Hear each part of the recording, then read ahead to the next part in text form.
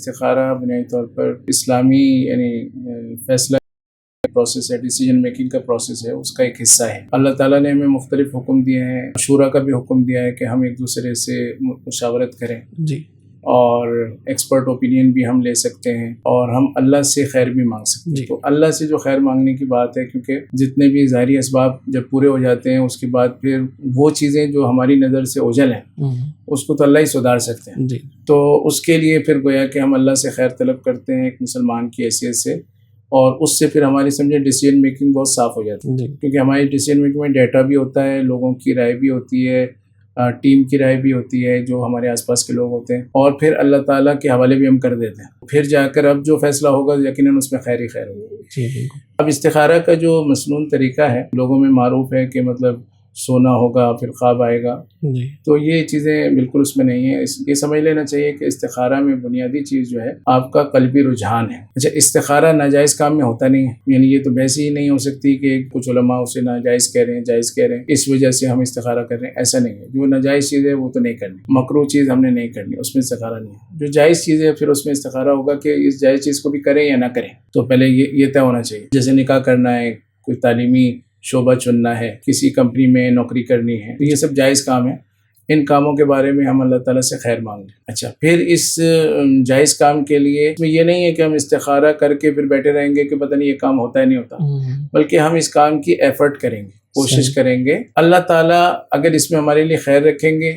تو یہ رکاوٹیں نہیں آئیں گی، اور ہمیں لگے گا کہ ہاں بھائی یہ کام اللہ تعالیٰ چاہتے ہیں ہو جائے۔ اور استخارہ کی دعا میں بھی یہ ہے کہ اگر یہ میرے لیے خیر ہے تو پھر یہ ہو جائے، اور اگر خیر نہیں ہے تو اللہ اس سے مجھے دور کر دے۔ اس کا مطلب ہے کہ ہم کیونکہ اس کے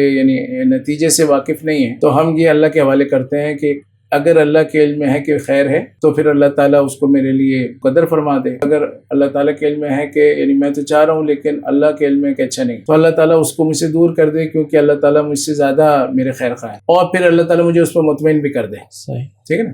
تو یہ بھی ذہن میں ہونا چاہیے کہ وہ چیز جائز بھی ہو، اور پھر اس چیز پر آپ کی ایفرٹس شروع ہو چکی ہوں۔ ایفرٹ کا اسے کوئی تعلق نہیں کہ استخارہ ہوا یا نہیں ہوا، اور پھر آپ یہ دیکھیں گے کہ آپ کا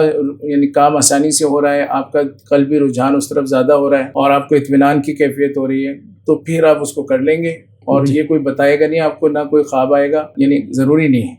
ان میں سے کوئی اللہ ہو سکتا ہے آپ کے ذہن میں کوئی بات ہو تو اللہ کچھ دکھا دیں، لیکن یہ کوئی استخارہ کے پروسیس کا حصہ نہیں، اور یہ کوئی اس کا مرحلہ نہیں ہے کہ آپ انتظار کریں کہ خواب آ رہا ہے، ایسا کچھ نہیں۔ اسی لیے اس میں سونا بھی ضروری نہیں ہے، اسی لیے اس کو دن میں بھی کیا جا سکتا ہے، رات میں بھی کیا جا سکتا ہے، اور کبھی بھی 2 رکعت مکروہ وقت نہ ہو، 2 رکعت پڑھیں اور اس کے بعد استخارہ کی دعا پڑھیں، اور دعا کے اندر جو معنی ہے اس کو ترجمہ کو دیکھتے رہیں، اور سمجھیں کہ میں اللہ سے کیا مانگ رہا ہوں، میں اللہ کے حوالے کر رہا ہوں۔ اللہ تعالیٰ اس میں خیر دیکھیں گے تو اللہ تعالیٰ مقدر کر دیں گے، اللہ تعالیٰ شر دیکھیں گے، اللہ تعالیٰ اس کو میرے لیے مشکل بنا دیں گے، اور میں اس چیز کو اللہ کے اس فیصلے پہ راضی ہو کر میں اس کو اس طرح سے کرنا چاہتا ہوں۔ تو اس میں سونے کا کوئی وہ نہیں ہے، لیکن علماء ویسے کہتے ہیں کہ رات میں اگر کیا جائے تو ذرا سکون کا وقت ہوتا ہے، انسان کے مشاغل کم ہوتے ہیں، اور اس کے بعد پھر سونا ہی ہوتا ہے، کوئی منفی ایکٹیویٹی نہیں ہوتی، تو ایک سکون کی کیفیت میں اللہ کے حوالے کر کے آپ سو جاتے ہیں۔ پھر اگر کچھ آپ کو نظر آ جائے تو بھی ٹھیک ہے، نہ ہو لیکن قلبی رجحان ہو